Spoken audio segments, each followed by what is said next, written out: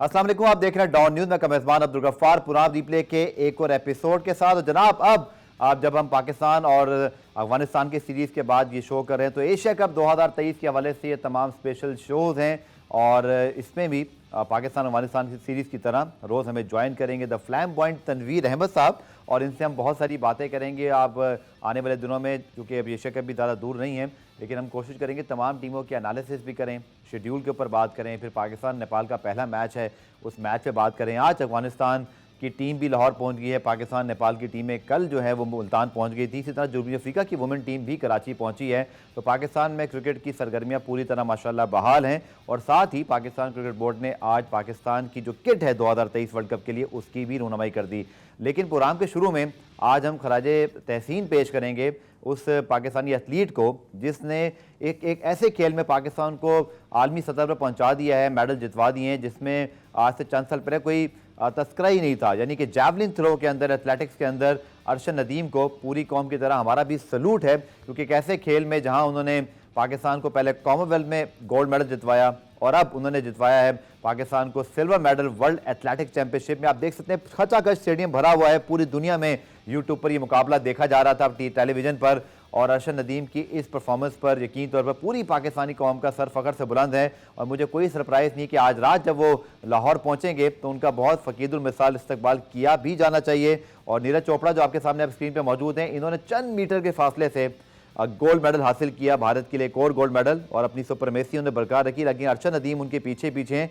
सहूलियात का बड़ा फ़र्क है क्योंकि नीरज चोपड़ा को जो फैसिलिटीज़ मिली हैं, जो कोचिंग मिली है, जो ओवर द ईयर्स उनकी ग्रूमिंग है, उसमें अगर आप देखें तो शायद अरशद नदीम उनका फ़र्क कम से कम कुछ 4 से 5 जो है वो मीटर होना चाहिए था कि यहाँ पे चंद मिलीमीटर के फासले से जो है ये सारा कुछ जो है वो डिसाइड हुआ। लेकिन अरशद नदीम एक मरतबा फिर पाकिस्तानी कौम का फ़ख्र से बुलंद किया। इस हवाले से तनवीर से ही बात करेंगे, एशिया कप के हवाले से ही बात करेंगे। जनाब एशिया कप 2023 पर ज़रूर बात करेंगे, लेकिन अरशद नदीम की इतनी आउटस्टैंडिंग परफॉर्मेंस है कि उनके तस्करे के बगैर आज का प्रोग्राम ना तो शुरू किया जा सकता था ना मुकम्मल होता है। तनवीर, अगेन हमने पहले भी बात की थी जब उन्होंने फाइनल्स के लिए क्वालिफाई किया था, कैसे खेल में जैवलिन थ्रो, उसके रूल्स क्या हैं, वो कैसे खेला जाता है, पाकिस्तान में कहाँ कहाँ फैसिलिटीज़ हैं, किसी को कुछ ज़्यादा मालूम नहीं था। आहिस्ता आहिस्ता लोगों को चीज़ें पता चली हैं। वर्ल्ड एथलेटिक्स चैम्पियनशिप में दुनिया भर के टॉप एथलीट्स, उनके जैवलिन थ्रोअर्स वहाँ पर मौजूद हों और आप चंद बिल्कुल मीटर के फासले से जो है वो गोल्ड मेडल से दूर रहे हों और आपने क्या ज़बरदस्त परफॉर्मेंस दिखाई। आई थिंक अरशद नदीम की जितनी तारीफ़ की जाए, उन पर जितनी बात की जाए, उनको जितना अप्रिशिएट किया जाए, आई थिंक वो कम ही होगा। क्या कहते हैं आप? देखें, ये तो सिल्वर मेडल उन्होंने जीता जो कि बहुत ही ज़बरदस्त उन्होंने काम किया और मेरी तरफ से, पूरे पाकिस्तान की तरफ से बड़ी मुबारकबाद है उनको। मेरी तरफ से ये लोग इस टूर्नामेंट में क्वालिफाई भी करके बाहर भी आ जाए, मेरे लिए वो भी गोल्ड मेडल है। क्योंकि हमारे स्पोर्ट्स, क्रिकेट के अलावा हॉकी का भी आप हाल देख लो, क्रिकेट के अलावा किसी को कोई स्पोर्ट्स का पता ही नहीं है कि ये जेवलिन थ्रो होती क्या है, बाकी जो स्पोर्ट्स हैं खेले जाते हैं उसमें क्या है। अभी कुछ हाल ही में, कुछ टाइम पहले ये जो जूनियर स्क्वॉश का जो हमजा खान जी जीते हैं, वो भी किसी को नहीं पता था। वो जीते हैं तो पता चला कि वो इवेंट, वो हमजा वो खेलने गए हुए थे जी। तो मतलब मेरे लिए बड़े अफसोस की बात है और शर्म की बात है कि हमारे स्पोर्ट्स में लोग क्रिकेट के अलावा कहां कहां जाते हैं, ये जब जीतते हैं तब इनको ये नजर आते हैं, वरना ये अगर नीचे भी रहे, ये टूर्नामेंट को में क्वालिफाई, उसके बावजूद भी हमें पता नहीं होता। और उसके बाद एक चीज और आप ये देखें कि ज्यादातर ये जो लड़के हैं ये इनका ताल्लुक जो है वो पंजाब साइड से है। अब आप पंजाब साइड से है इनका ताल्लुक, आप ये देखो कि ये लोग जाके इनकी आप ट्रेनिंगें देखें, ये कैसी कैसी जगह करते हैं। जिम बिल्कुल लोहे वाले होते हैं, मतलब थके हुए जिम होते हैं, कौन कौन सी जगह पे ये बेचारे ट्रेनिंगें करते हैं। चन्नू से उनका ताल्लुक है और है ही नहीं इनके पास। लाहौर में उनके कोचेस को भी वहाँ पे बड़ा सलाम है। अरशद नदीम की आई थिंक जो परफॉर्मेंस है, जो विजुअल्स हैं, वो सब ने व्हाट्सएप स्टेटस पे लगाए हुए हैं, इस पर वो फेसबुक पे आपको नजर आ रहे हैं। हम भी आपको दोबारा दिखाते हैं, ये रिपोर्ट आप भी देखिए और एंजॉय करें अरशद नदीम की एक और शानदार कारकर्दगी। और मेरे ख्याल में दिल तो चाह रहा है कि इस परफॉर्मेंस के बाद हम भी, ये है इस रिपोर्ट का, इस परफॉर्मेंस का फ़ायदा कि अब शायद बच्चों को इस खेल से मुतारिफ करा दिया अरशद नदीम ने। और नीरज चोपड़ा को भी उतना ही क्रेडिट जाता है कि भारत में और पाकिस्तान, सोचिए एक ऐसा खेल क्रिकेट के अलावा, हॉकी के अलावा तसव्वुर नहीं था कि कभी पाकिस्तान भारत को डोमिनेट कर रहे होंगे। टॉप पे नीरज चोपड़ा और कितनी म्यूचुअल रिस्पेक्ट है, दोनों ने बाद में गले मिले, एक दूसरे के लिए बहुत अच्छी हमेशा उनकी बातें होती हैं। A true gentleman role model for the both countries. बिल्कुल ज़बरदस्त। और नीरज चोपड़ा की अगर हम बात करें और हम देखते भी हैं, सुनते भी हैं। आप ये देखें ना कि वो ट्रेनिंग कहाँ कहाँ करता है जाके। वो सिर्फ इंडिया में ट्रेनिंग नहीं, वो कभी सुना अमेरिका जाते हैं, कभी कहाँ जाते अरशद हैं। को मिली लेकिन कॉमनवेल्थ के बाद। बिल्कुल, लेकिन बात ये है कि हम उनकी फैसिलिटीज तक नहीं पहुंच सकते और वो बिल्कुल सही काम कर रहे हैं। आपने अगर किसी स्पोर्ट्स को ऊपर लेके आना है, आपने पैसा फेंकना है उसके ऊपर, उस स्पोर्ट्स में पैसा लगाना है, तब जाके। सिर्फ ये जेवलिन थ्रो या ये काम नहीं है। आपकी फिजिक के लिए मुख्तलिफ किस्म की मेडिसिन होती हैं, ट्रेनिंग होती है, पता नहीं क्या क्या आपको करना पड़ता है। उनको इंजरी से एहतियात हुए, इसमें तो इंजरी आपको तकरीबन होनी है। ठीक है, बिल्कुल अच्छी बात है। आपको शोल्डर, आपकी बैक, आपका इंजरी आपकी, आप वो बहुत मुश्किल। दूसरी बात ये जो आपने बात की ना कि जी अरशद नदीम की वजह से पाकिस्तान में अब बच्चों को पता चला कि जी जेवलिन थ्रो भी होती है। मैं आज आपको बता दूं, अगर फैसिलिटीज ये चीजें नहीं है, हमारे मुल्क में जेवलिन थ्रो कोई खेलेगा भी नहीं। क्योंकि उसकी वजह ये है, ये जो स्पोर्ट्स हैं, इनके लिए आपको ग्राउंड्स बनाने हैं, फैसिलिटीज देनी है। क्रिकेट क्यों ऊपर है? क्योंकि क्रिकेट आप घर से बाहर निकलते, ग्राउंड नहीं है, रोड पे बच्चे खेल रहे हैं, कभी कहाँ खेल। वो क्रिकेट आपको चारों तरफ खेलते हुए बच्चे नजर आ रहे हैं। इसके लिए आपको एक माहौल बनाना पड़ेगा, एक इंटरेस्ट पैदा करना पड़ेगा। अगर ये नहीं है तो अरशद नदीम जैसा बंदा कभी कोई सालों में एक आध दफा किसी को बहुत ज्यादा शौक आ गया। देखिए, हमेशा 25 सालों में ऐसा प्लेयर दुनिया आता का है। कोई भी आप काम करते हैं ना, या आपको जो शौक होता है, उसके लिए उसका माहौल आपको चाहिए। अगर वो माहौल ही नहीं है तो जेवलिन थ्रो तो कभी भी आप ब्रेक पे जाना है। और साथ ये दुआ भी और पूरी उम्मीद है इंशाल्लाह कि पाकिस्तान ने आखिरी मर्तबा जो ओलंपिक्स में मेडल जीता 92 में जीता था, उसके बाद से अब गिन लीजिए कितने साल हो गए, 2023 31 साल हो गए। तो क्या हमें अगले साल पेरिस ओलंपिक्स में अरशद नदीम मेडल जितवा सकते हैं? बिल्कुल जितवा सकते हैं, लेकिन तनवीर वाली बात की फैसिलिटीज़ दें, उनको फिट रखें, वो ज़रूर आपके ये मेडल का ड्रॉट एंड कर सकते हैं। पुराने ब्रेक शामिल करते हैं और ब्रेक से जब वापस आएंगे तो एशिया कप 2023 के हवाले से टीमें पहुंच गई हैं और इसके साथ साथ पाकिस्तान टीम की तैयारी भी कल से शुरू होगी। अपने नुमाइंदे से बात भी करेंगे जो मुल्तान में, लाहौर में मौजूद हैं, इस शॉर्ट कमर्शियल ब्रेक के बाद।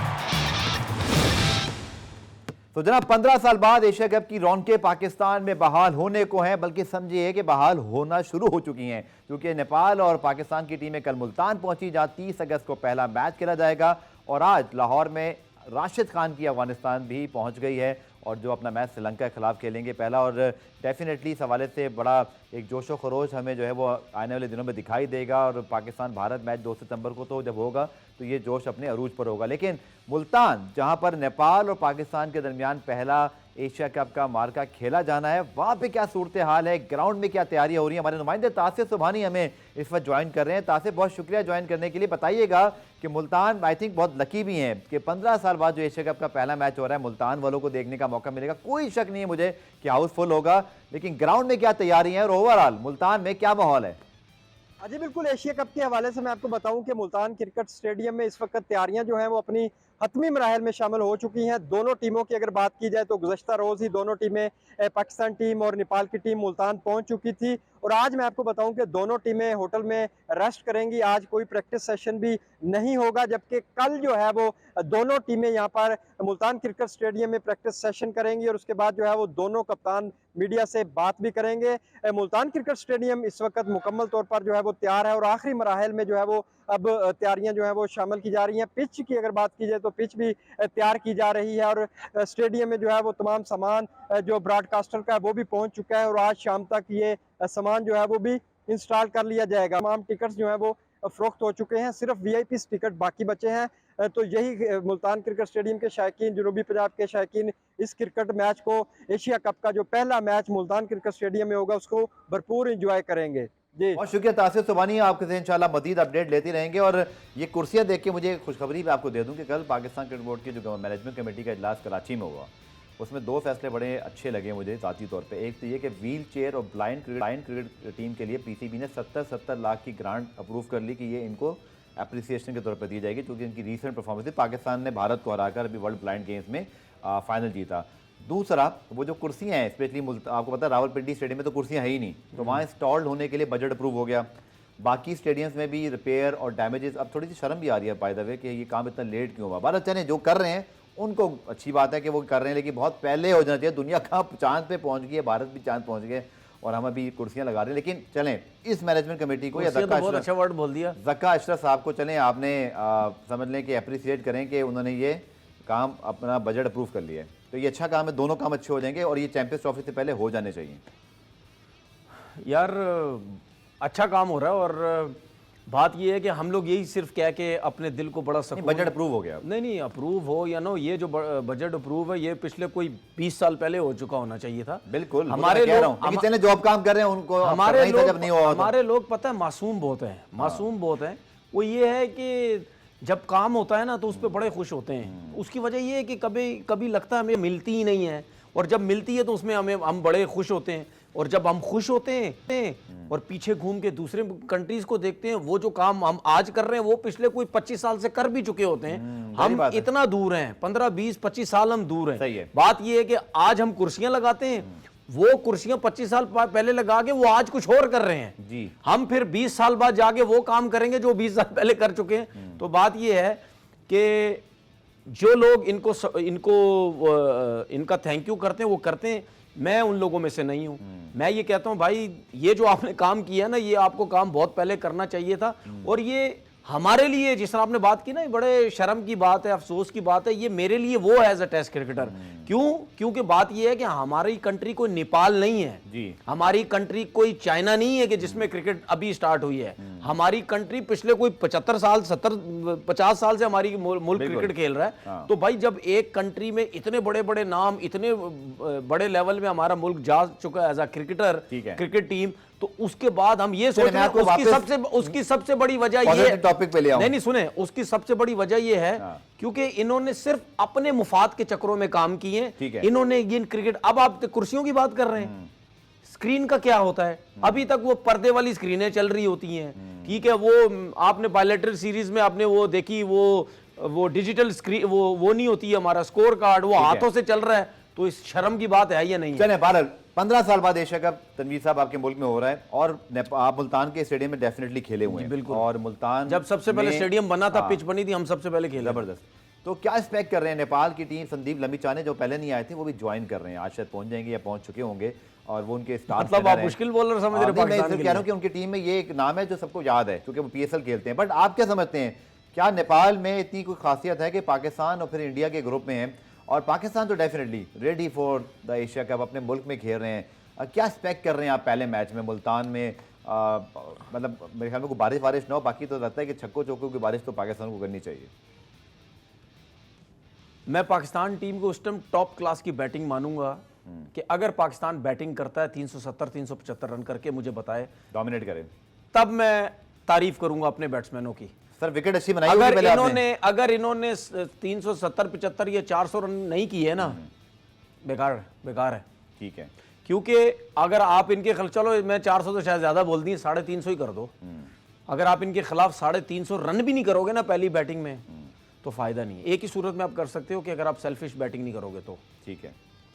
क्या हम पहले मैच में तनवीर भी, क्योंकि कल हम पूरी डिटेल बात करेंगे, कल बाबर की प्रेस कॉन्फ्रेंस भी हो जाएगी, और हम एक ब्रेक ले रहा हूँ कि हमें 11 क्या खिलानी है, कॉम्बिनेशन क्या ट्राई आउट कर सकते हैं। सऊद शकील को शामिल कर लिया गया तीसरे मैच के बाद, और अब तैयब ताहिर के साथ साथ वो भी पाकिस्तान के स्क्वाड का हिस्सा है, तैयब ट्रैवलिंग रिजर्व के तौर पर शामिल होंगे। इसको डिस्कस करते हैं इस शॉर्ट कमर्शियल ब्रेक के बाद। पूरा रिप्ले में खुशामदीद। और ICC वर्ल्ड कप तो 5 अक्टूबर से शुरू होगा, लेकिन पाकिस्तान क्रिकेट बोर्ड ने आज पाकिस्तान क्रिकेट टीम की जो किट है उसकी रहनुमाई की है। हमारे नुमाइंदे गुलाम मुर्तज़ा इस नई किट के साथ मौजूद हैं, आप भी इसको देखना चाहेंगे। गुलाम मुर्तज़ा के पास चलते हैं कि वो ज़रा हमें बताएं कि ये किट जो नई है इसकी क्या खासियत है और जो डिज़ाइन किया गया है उसके पीछे क्या लॉजिक छुपी है। जी गुलाम मुर्तज़ा। जी, ICC वर्ल्ड कप 2023 के लिए पाकिस्तान वाहिद टीम है जिनकी जो किट की रहनुमाई कर दी गई है। मेरा कैमरामैन आपको दिखाया तो बड़ी खूबसूरत किट है, और आज जो तकरीब मुनक्किद की गई उसमें चेयरमैन मैनेजमेंट कमेटी ज़क्का अशरफ मौजूद थे। ग्रीन और लाइट ग्रीन रंग की ये खूबसूरत किट बनाई गई है, और इसका नाम जो रखा हुआ है वो स्टार नेशन रखा हुआ है। और अगर इसके लोगों की बात करें तो ICC cricket world cup India 2023 लिखा गया है। पाकिस्तान की जर्सी पे इंडिया का नाम लिखा जाना ये बड़ा ज़बरदस्त होगा, और इसी तरह क्योंकि एशिया कप के हवाले से भी जो इंडियन जर्सी है उसके ऊपर पाकिस्तान का नाम लिखा हो गया है, क्योंकि पाकिस्तान मेज़बान है एशिया कप का और भारत वर्ल्ड कप का मेज़बान है।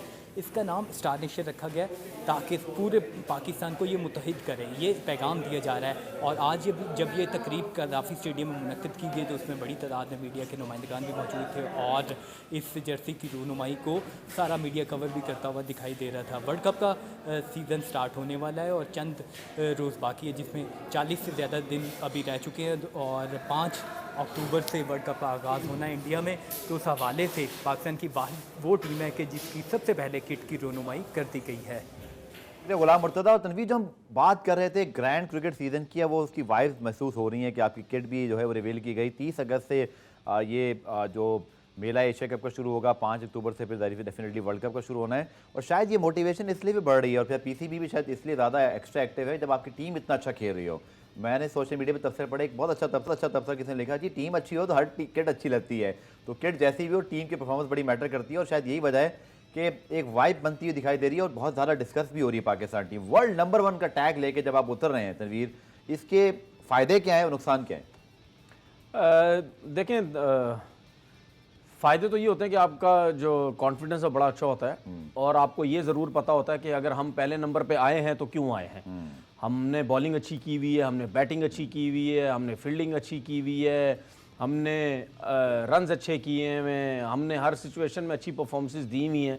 तो ये जो सब चीज़ें होती हैं ये आपके माइंड में होती है जिसकी वजह से आप पहले नंबर पे आते हैं। ठीक है। और उसके बाद नुकसान आपको ये होता है कि आप इसके चक्कर में कहीं ओवर कॉन्फिडेंस ना हो जाए।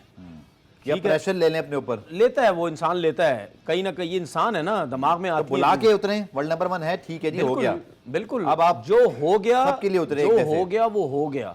क्योंकि अब आप एक बड़ा इवेंट खेलने जा रहे हैं, अब आप एशिया कप खेलने जा रहे हैं, उसके बाद आपके ऊपर प्रेशर ये है कि ये हमारा टूर्नामेंट है, हम करवा रहे हैं, ये पाकिस्तान एशिया कप करवा रहा है, तो उसमें भी होता है कि हमने जीतना है। फिर उसके बाद जिस तरह पाकिस्तान की टीम खेल रही है स्पेशली वाइट बॉल क्रिकेट में, तो उसमें ये भी प्रेशर होता है कि यार हमने ये जीतना है। और बाबर आजम के माइंड में ये चीज़ है कि मैंने जीतना है। ज़रा सा जो कहीं ना कहीं थोड़ा बहुत जो हल्का सा कहीं मुंह किसी का खुला हुआ है वो भी बंद कर दूं मैं किसी तरीके से एशिया कप जितवा के। और सब लड़कों की कोशिश यही है कि हम जो है वो इसको जीतें। तो यही प्रेशर होता है, किसी चीज़ पे होता है, किसी चीज़ पे नहीं होता है। सिंपल सी चीज़ ये है, जब आप जब खेलते हैं, आप जब जीतते हैं, तो आपने सिर्फ ये करना होता है कि आपके ऊपर जब प्रेशर आता है तो आपने उस प्रेशर को हैंडल कैसे करना है। ठीक है, आपने सिचुएशन के हिसाब से कैसा खेलना है। जब हम उतरेंगे अगेंस्ट नेपाल, अभी मैच पे हम जैसे मैंने कहा कल बात करेंगे, जो कि दोनों कप्तानों की प्रेस कॉन्फ्रेंस हो जाएगी। बट मैं अगर आपसे ओवरव्यू पूछूं, आपके ख्याल में क्या हिकमत अमली इस मैच में होनी चाहिए? नेपाल का मैच शायद अब एक्सपेरिमेंट का वक्त गुजर गया है। एक आपकी बात मान ली गई जो अब सब कह रहे थे कि चलें अगर लेफ्ट हैंड एक आ जाएगा लेफ्ट हैंडर तो वो बेहतर ऑप्शन है। सऊद शकील की एंट्री हो गई, बट उसमें थोड़ा सा मुझे बस ये एतराज़ है कि तैयब ताहिर को न्यूजीलैंड के खिलाफ भी आपने रखा, अब भी रखा, बगैर खेले बेचारा वो ड्रॉप हो गया। ये अगर सऊद के साथ भी होता है मैं तब भी यही कहता, लेकिन शायद इस वक्त लेफ्ट हैंडर की ज़रूरत आपको पेश आ रही थी। और सऊद की फॉर्म भी अच्छी लगी हुई है, श्रीलंका का दौरा बड़ा अच्छा करके आए, Mickey Arthur, Grant Bradman, Babar बहुत उन पर शायद ट्रस्ट करने लगे हैं। Your call on this inclusion? यार मुझे बताएं, इंग्लैंड की सीरीज़ ले लें, न्यूजीलैंड की सीरीज़ ले लें, श्रीलंका की सीरीज़ ले लें, आउटस्टैंडिंग परफॉर्मेंस दे रहा है सऊद शकील। और हमेशा यही होता है कि टेस्ट क्रिकेट में अगर कोई अच्छा खेलता है तो फिर आप उसको ओडीआई क्रिकेट में लाते हैं, क्योंकि 50 ओवर की क्रिकेट आपको ज़रा देर तक खेलने वाला मिडिल ऑर्डर में कोई ऐसा बैट्समैन चाहिए जो कि उसका नाम आया। और मेरी नज़र में ज़िंदगी में पहली दफ़ा कोई इन्होंने अच्छा काम किया है कि सऊद शकील का नाम डाला है। और ज़िंदगी में उससे ज़्यादा अच्छा काम ये किया कि तैयब ताहिर को उन्होंने घर नहीं भेज दिया, वरना हमेशा ऐसे ही होता है, एक को लेके तोड़ना चाहिए ना आपको। तो ये अगर तैयब ताहिर को घर भेज देते ना तो मैंने तो ठीक ठाक तबाही किस्म का शो कर देना था इनके ऊपर। अब रख लिया, अब आप अगले बात मैं एक बात मैंने बता दिया ना कि मैं छोड़ता भी नहीं इनको जी। ठीक है, बात ये है कि एक तो आपने उसका नाम हटाया, रिजर्व में रख लिया। और ये बहुत इसका मतलब ये नहीं है कि हम बड़े खुश हो रहे हैं कि जी हम चीखते रहे सऊद शकील के लिए और इनका नाम आ गया बड़ा अच्छा। नहीं, वो डिमांड थी, वो जरूरत थी। ठीक है कि आपके पास मिडिल ऑर्डर के पास मिडिल ऑर्डर में लेफ्ट हैंड ऐसा कोई प्लेयर नहीं था। बैड लग रही उनकी, वो रन आउट हो गए। मैंने आपसे याद है, मैंने शो के दौरान ये जब हम बैठे हुए थे, मैंने आपसे क्या बोला था कि कोई ना कोई चीज नजर आ रही है अगर सऊद शकील को ये मैच खिलाया है, क्योंकि उसको कोई बनता ही नहीं था ना। या आप अब्दुल्ला शफीक को खिलाते या और किसी को खिलाते जिन्होंने एशिया कप में उसके बाद रात में ये फिर न्यूज आ गई कि जी सऊद शकील को डाल दिया है। उसको खिलाने का रीजन ये था कि इन्होंने पीछे से माइंड बनाया हुआ था कि भाई इसको डिसीजन डाल लिया था कि उनको 18वें खिलाड़ी के तौर पर शामिल करना है। किसका डिसीजन था? ये आपके सिलेक्टर्स का था और किसका था? चीफ सिलेक्टर का। तो सही डिसीजन था, आप एग्री है? नहीं, वो तो गलत था, टोटल गलत था। वो क्या गलत था? 18वां जो उसका रखा हुआ था नाम, तैयब ताहिर बेचारे पहले टीम में थे यार। मैं मेरी बात समझे ना, वो जो 18वां था वो गलत था। तैयब ताहिर को जो आपने टीम में देखे, हमने तो तैयब ताहिर की बात ही नहीं की थी। हमने बात की थी अब्दुल्ला शफीक की, ठीक है, उसको नहीं। हमने बेन स्टोक की बात की थी कि वो भी नहीं होना चाहिए था। तो खैर ये अच्छा हुआ कि सऊद को डाला और उसको साथ लेके जा। चलें पुनः एक ब्रेक शामिल करते हैं। ब्रेक से जब वापस आएंगे तो मजीद टॉपिक से बात करेंगे। हमारे साथ मौजूद रहिएगा। पुनः रिप्ले में खुशामदीद। और एशिया कप 2023 और इस बार जनाब फॉर्मेट है 50 ओवर्स का। और लास्ट टाइम आपको याद है जब ये फॉर्मेट T20 का था तो भारत फाइनल में भी क्वालिफाई नहीं कर सका था। तनवीर, एक बहुत अमेजिंग और एक बहुत ही शॉकिंग स्टैट है कि आज तक एशिया कप जो 14 एडिशन हुए हैं पाकिस्तान भारत का कभी फाइनल ही नहीं हुआ। It is most amazing stat कि दोनों टीमें जायंट्स हैं बट कभी एक साथ फाइनल में नहीं आई। और अगर इस मरतबा आती है तो 3 पाकिस्तान इंडिया मैच हमें देखने को मिल जाएंगे। बल्कि एक राइटर ने तो यहाँ तक लिख दिया कि वर्ल्ड कप में तो एक इंडिया पाकिस्तान मैच अब तक है, यहाँ तो 3 ऑलमोस्ट पक्के दिखाई दे रहे हैं। तो क्या ये एशिया कप वर्ल्ड कप से भी ज़्यादा कहीं हाइप बना लेगा जब इतने ज़्यादा पाकिस्तान इंडिया मैचेस होंगे? तो क्या फाइनली दोनों टीमों को देखते हुए आप, और अफगानिस्तान श्रीलंका की भी रिसेंट फॉर्म को देखते हुए, क्या फाइनली हम Pakistan India Asia cup final देख लेंगे इस बार? देखेंगे मुझे लगता है, लेकिन जीतेगी भी इंशाल्लाह पाकिस्तान। क्योंकि जिस तरह की परफॉर्मेंस चल रही है, लेकिन मुझे थोड़ा बहुत मुझे डाउट इनकी बैटिंग पे होता है क्योंकि क्लैप्स कर जाते हैं बहुत जल्दी और सिचुएशन के हिसाब से प्रेशर डालने की कोशिश नहीं करते। वो ये सोचते हैं कि शायद अभी ओवर्स बहुत हैं, हम आराम से खेलें। ऐसा कभी नहीं होगा। आप जब तक अगर बॉलर अच्छी गेंद कर रहा है तो आप उसको आगे डाउन द विकेट निकल नहीं खेलेंगे। अगर स्पिनर अच्छी गेंद कर रहा है, स्विप शॉट्स नहीं खेलेंगे। मैं बात कर रहा हूँ अगर हमारे मैचेस इंडिया से होते हैं तो उसके बाद दो तो होने ही, सुपर 4 का भी 2 तो होने हैं। इंडिया से जब आप खेलेंगे तो आपको ये चीज़ें करनी पड़ेंगी क्योंकि कुलदीप यादव मेरा बेस्ट बॉलर है इंडिया के हिसाब से, मेरा बेस्ट बॉलर है। क्योंकि आप उसको तीनों फॉर्मेट खिलाएं वो हमेशा परफॉर्म करता है। उसके बाद जडेजा तो टॉप क्लास है, फिर अक्षर पटेल जो है बिल्कुल स्पिन अटैक उनके पास बहुत अच्छा है। ये देखें कि मैं ये नहीं कहता कि जी सऊद शकील इनके खिलाफ हो सकता बड़ा अच्छा परफॉर्म करे, लेकिन आप देखें 2 लेफ्ट हैंडेड उनके पास लेफ्ट आर्म स्पिनर है, तो वो सऊद शकील के लिए मिडिल ऑर्डर के लिए बड़ा फ़ायदेमंद हो सकता है। अगर फास्ट बॉलिंग देखें, शामी है, सिराज है, फिर उसके बाद वो जो है बुमराह आए हैं, बॉलिंग अटैक इनके पास सारे। जैसे अगर आप बात करें बुमराह की, केआर राहुल का तो भी कंफर्म ही नहीं है कि 2 सितंबर का मैच खेलेंगे। शरियात सैयर भी, वो जो आपने शाहीन वाले, हमें भी थोड़ा वेट करना पड़ा कि उनका बेस्ट हमें नजर आया और अब जाके कहीं वो अपने बेस्ट पे नजर आ रहे हैं। 3-4 प्लेयर्स उनकी इंजरी से वापस आकर, उनमें से एक आध को शायद पहला मैच खिला भी नहीं रहे। तो थोड़ा बहुत इंडिया अपनी फुल स्ट्रेंथ पर नहीं है, ये फैक्टर रहेगा। वो सही है, लेकिन बात ये आप हमेशा देखें ना कि हमारी टीम जो टफ टाइम देती है पाकिस्तान की, वो T20 में देती है। ठीक है, 50 ओवर वनडे में हमारा रियल टेस्ट होगा। वसीम अकरम भी यही कह रहे थे 50 ओवर में आपके बॉलर्स के भी इम्तिहान है। 10 ओवर आपने कर रहे हैं यहाँ भी 4-5 मैचेस में, बिल्कुल तो वहाँ 9 मैचेस के अंदर। देखिए 50 ओवर की क्रिकेट हो या टेस्ट क्रिकेट हो, वहाँ पे आपको एक्सपीरियंस बहुत ज़्यादा चाहिए। अगर 50 ओवर क्रिकेट के हिसाब से हम बैटिंग देखें अपनी, ठीक है, आपके पास इमाम है, ठीक है, उसके बाद बाबर आजम है आपके पास, सही है, फिर बाबर आजम के पास बाद आपके पास कोई ऐसा प्लेयर नहीं है जो 50 ओवर क्रिकेट के हिसाब से खेल सके। अब रिजवान है, इन्होंने लास्ट मैच में अफगानिस्तान के रन्स किए, लेकिन फिर भी आपको ये बैटिंग कहीं ना कहीं वीक नजर आती है। अगर हम अपने ओपनर्स मिडिल ऑर्डर अगर हम ओपनर्स की बात करते हैं, फखर जमान रन्स करते हैं, ठीक है, तो ठीक है, प्रेशर है। अगर इमाम सेट होते हैं, वो उस लेवल पे उस तरीके से प्रेशर नहीं डालते, तो वीक हैं चीजें। नीचे की बात करते हैं अपना 6, 5, 6, 7वां नंबर, वो उस तरह का नहीं। तो ये बैटिंग देखते हुए मुझे इंडिया की बॉलिंग अगर देखूं तो मुझे ये कहीं ना कहीं वीक नजर आती है।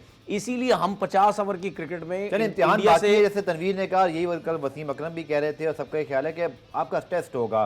भारत एशिया कप 2023 का जनाब ये पहला हमारा शो था, लेकिन कल बहुत तगड़ा शो होने वाला है क्योंकि परसों मैच है।